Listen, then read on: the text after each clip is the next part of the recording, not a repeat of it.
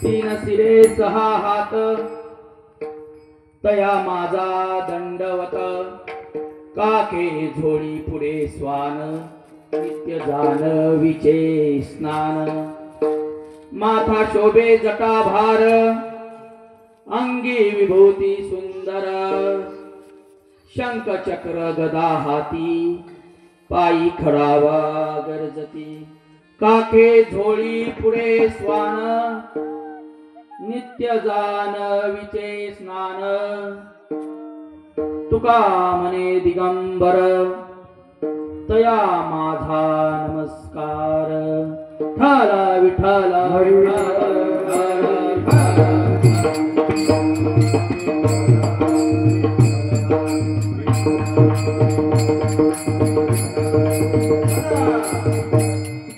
तीन सिरे सहा हात तया माझा दंडवत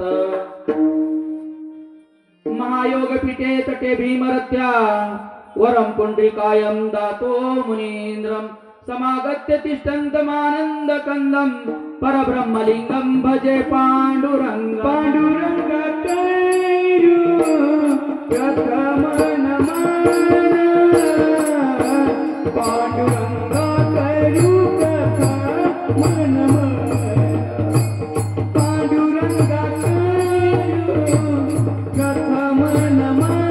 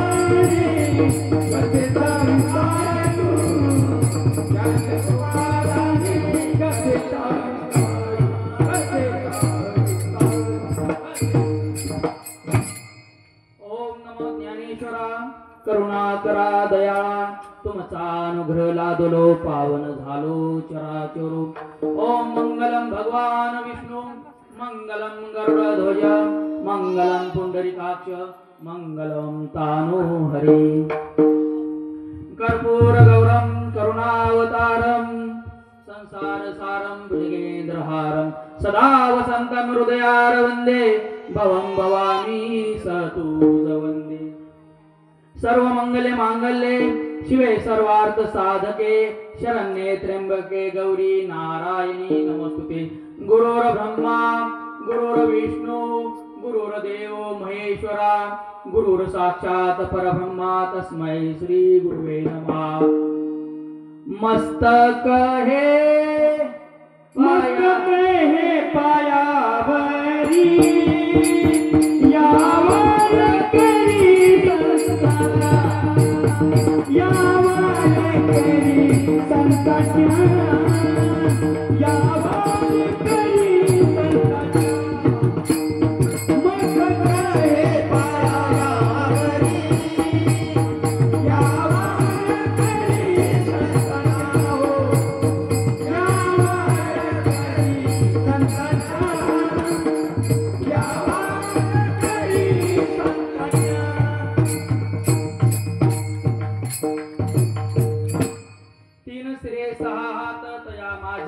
संकट काके झोळी पुढे स्वान नित्य जानवीचे स्नान माथा शोभे जटाभार अंगी विभूती सुंदर शंख चक्र गदा हाती पायी खडावा गरजती काके झोळी पुढे स्वान नित्य जानवीचे स्नान तुका म्हणे दिगंबर तया माझा नमस्कार। प्रस्तुत प्रसंगी सेवेसाठी निवडलेला अभंग देवगावचे निवासी ज्यांनी 5वा वेद निर्माण केला। या ब्रह्मांडामध्ये या पृथ्वी तलावर फक्त एकच माणूस, त्याला माणूस नाही म्हणू शकत आपण, एक अवलिया संतांचे संत जे योगियांचे योगी महामेरू की ज्यांची तुलना करताना रामेश्वर भट्ट ज्यांनी त्यांना त्या अभंगाच्या वह्या इंग्रजीमध्ये बुडवायला सांगितल्या होता, तर त्या वह्या तरल्यानंतर त्यांनी त्यांची तुलना केली तुकाराम महाराजाची। हे तुकाराम महाराज कोण आहेत, तर तुकिता तुलनेशी ब्रह्मा तुकाशे आले म्हणून रामेश्वरी चरणी मस्तक ठेवले असे देवनिवासी संत श्रेष्ठ। 5वा वेद गीता 5वा वेद ज्यांनी निर्माण केला, ज्यांनी 4300 अभंगाची रचना केली असे संत श्रेष्ठ जे वारकरी संप्रदायाचा कळस आहेत, त्यांचा अभंग आपण सेवेसाठी निवडलेला आहे। प्रथम परिहार देणं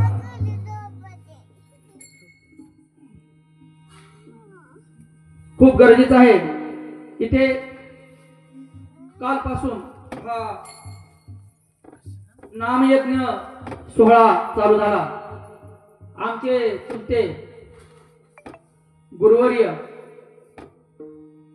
ज्यांना आवलिया म्हणजे संतपद जवळपास प्राप्त आहे, म्हणजे एकदम माणूस साधा दिसतो आणि एका लेखकाने लिहिलेले अंतरी निर्मळ वाचेचा रसाळ ज्याच्या गळामाळ असो नसो आत्मानुभवी चोखाटल्या वाटा त्याच्या माथात जटा असो नसो अशा प्रकारचे अर्जुन मारुती बरळ यांच्या मुळे हा आपण ज्ञानयज्ञ नामयज्ञ कालपासून सुरू केला। आजची ही दुसरी सेवा आणि उद्या सकाळची फुलाचं कीर्तन नरोटे महाराज यांचं आहे आणि त्यांच्यामुळे हे शक्य झालं। त्यांच्यामुळे भगवंताचं नाम 3 दिवस हे सर्वांना ऐकायला मिळणार आहे। आणि म्हणजे आमची ज्यावेळेस चर्चा झाली होती की 3 दिवसाचा सप्ताह ठेवायचा, तर त्यावेळेस बरेच काही अडचणी आल्या, बरेच काही घडामोडी झाल्या, पण नंतर त्यांचा मला असा फोन आला की नाही आपल्याला 3 दिवस सप्ताह ठेवायचा आहे। आणि मी तर आता म्हणजे जस्ट नवीनच कीर्तन करायला सुरुवात केलेली आहे, माझे प्रवचन भरपूर झालेले आहेत आणि आता कीर्तन क्षेत्रात म्हणजे मला वाटतं दुसरं तिसरंच आपलं कीर्तन असेल तर आता जस्ट नवीनच आणि त्यांनी आपल्याला सेवेची संधी दिली. अर्जुन आमचे बंधू रामदास अर्जुन बरळ असतील, आमचे चुलते अर्जुन मारुती बरळ असतील, ओंकार बरळ, अशोक भोम, इथे जे उपस्थित आहेत सर्जीराव शिंदे, म्हणजे इथं जे तरुण मंडळ विठ्ठलनगर तरुण मंडळ आणि विठ्ठलनगर भजनी मंडळ म्हणजे सर्वांची नावं घ्यायची गरज नाही तर सर्वांचं एकदा आपण जोरदार स्वागत करू टाळ्या वाजवून. आणि आमच्या बरोबर जे गायनाचार्य आम्हाला लाभले म्हणजे ज्यांच्या मुळे किंवा ज्यांनी मला साथ दिली की महाराज तुम्ही कीर्तनाला सुरुवात करा आणि आम्ही तुमच्या पाठीशी उभे आहोत असे संदीप महाराज सोमटकर हे खास आळंदीचे. आम्ही सगळे चौघ पण विद्यार्थी आहोत, आम्ही चौघ आलो नाही तर आम्ही चौघ विद्यार्थी आहोत आणि चौघ शिकतोय अजून. फक्त हारगोडे महाराज 165 राग खंडाळकर गुरुजीचे शिष्य आहेत ते 165 राग त्यांना येतात.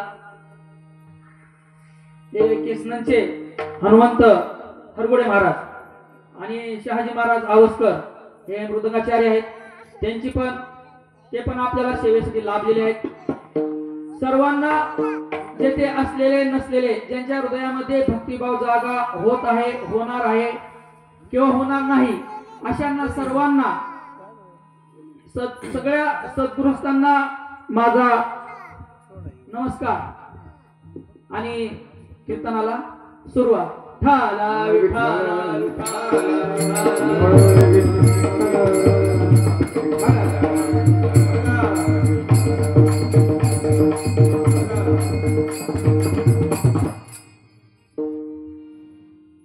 तीन सिरे सहा हात तया माझा दंडवत काके झोळी पुढे स्वान नित्य जानवीचे स्नान.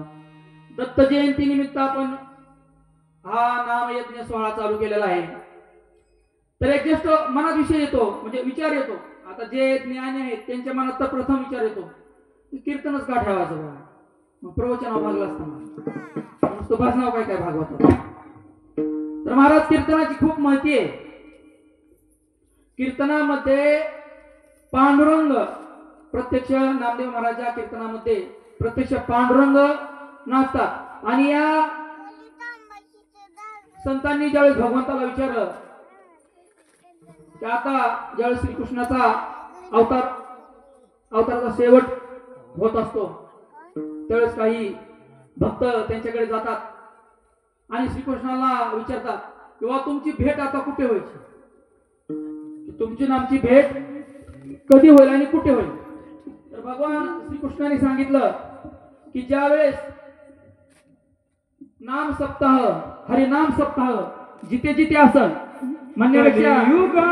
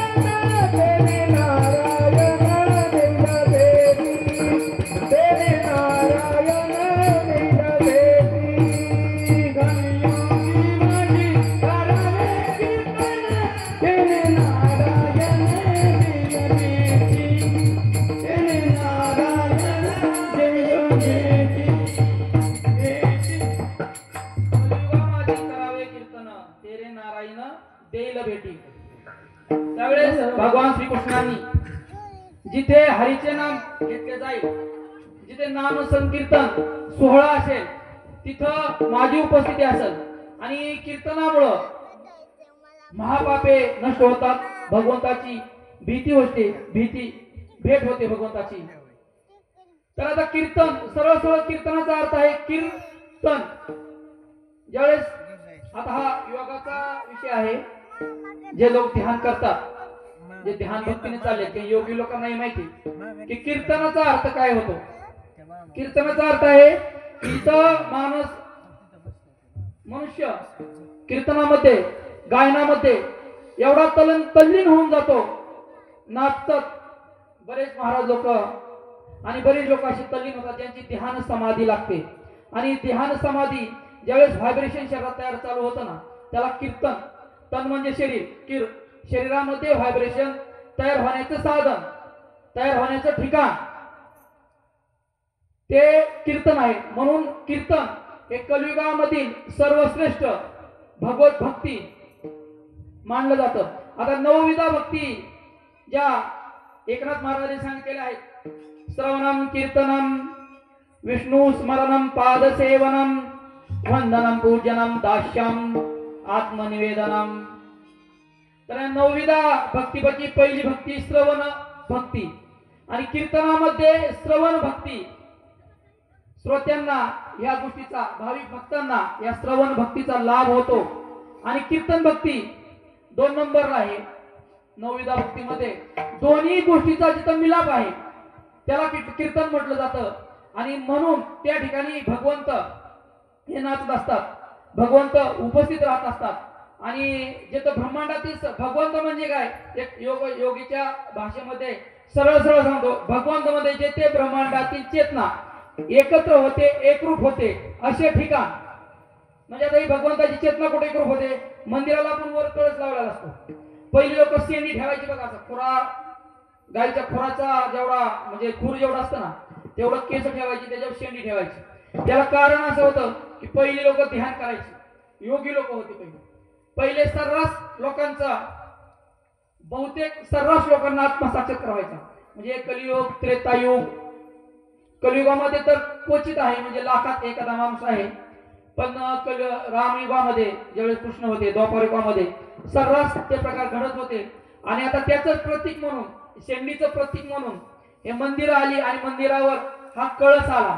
हे कळसातून ब्रह्मांडातील जी चेतना असते, जे व्हायब्रेशन असतात, जे कंपन असतात, ते एका ठिकाणी म्हणजे पॉझिटिव्ह व्हायब्रेशन, म्हणजे विज्ञान युगाच्या भाषेत जर सांगायचं म्हटलं तर पॉझिटिव्ह व्हायब्रेशन हे एकत्र येतात.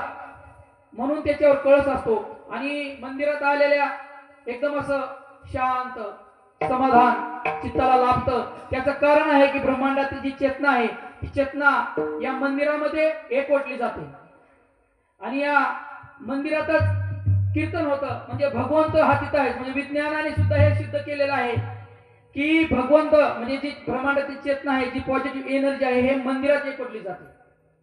आणि म्हणजे आपण संतांच्या याच्यावर बरीच लोक आहेत बुद्धिवादी लोक बरेच, म्हणजे अध्यात्मातले जे काही गोष्टी असतात ना त्या गोष्टी विश्वास ठेवत नाही. कारण त्यांच्या मनामध्ये एक तर असतो संकल्प आणि एक असतो विकल्प. म्हणजे बुद्धिवादी माणूस म्हणजे जो शिकलेला माणूस आहे ना, तो सहजासहजी कधीच कोणाचं ऐकू शकणार नाही. ऐकून घेतो पण तो असं खरं मानणार नाही कधी. त्याला कारण आहे, त्याला म्हणतो, तो विचार करतो ना, आपण एवढं शिकलो, आपल्या डोळ्याने जे दिसतं तेच मानायचं ना, कुणी काही सांगाल उद्या त्यांचं ऐकायचं ना. तर बुद्धिवादी लोक हे मानत नाहीत.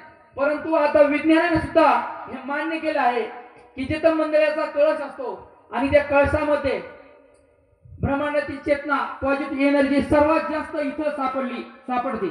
मंदिरामध्ये सर्वात जास्त पॉझिटिव्ह एनर्जी सापडते. भगवंत म्हणजे काय, हरी एका आत्मा जीव शिव सम वाया तू दुर्गमन घाली. हरी म्हणजे भगवंत. आणि हरी कोण आहे, आत्मा आहे ना, प्रत्येकाच्या मध्ये तो स्थित आहे. प्रत्येक सजीवांमध्ये आत्मा दडलेला आहे. सर्वा घटी राम देहा देही एक, सर्वा घटी राम देहा देही एक, सर्वा घटी राम देहा देही एक, सर्वा घटी राम देहा प्रकाश सहस्रदर्शी